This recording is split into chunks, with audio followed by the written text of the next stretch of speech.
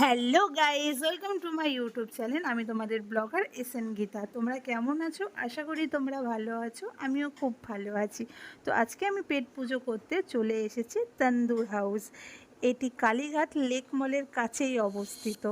এখানকার খাবারের কোয়ান্টিটি, খাবারের টেস্ট আর প্রাইস অনুসারে অ্যাফোর্ডেবল কিনা সেটি তোমাদের সাথে শেয়ার করতে।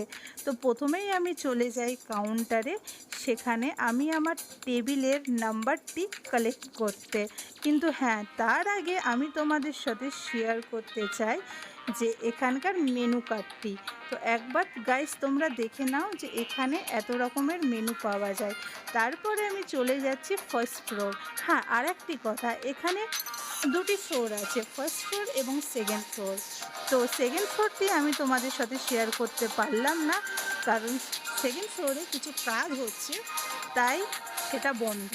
তো চলো চটপট করে আমি অর্ডার করে ফেলেছি। তো তোমরা দেখতেই পাচ্ছ কোল্ড ড্রিঙ্কসের সাথে আমি কাবাব কম্বো অর্ডার করেছি। তো গ্রিন চাটনির সাথে কাবাব কম্বোটা নো ডাউট ভালোই লেগেছে।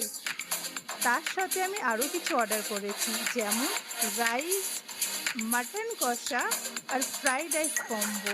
তোমরা দেখতেই পাচ্ছ ফ্রাইড রাইস কম্বোর মধ্যে রয়েছে চিলি চিকেন, তার সাথে রয়েছে 2 piece garlic chicken with cold ড্রিঙ্কসের সাথে।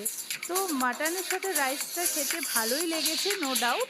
আর ফ্রাইড রাইসের ব্যাপারটা যদি আমি বলি, তো প্রাইস অনুসারে ফ্রাইড রাইসটাও ওকে ছিল।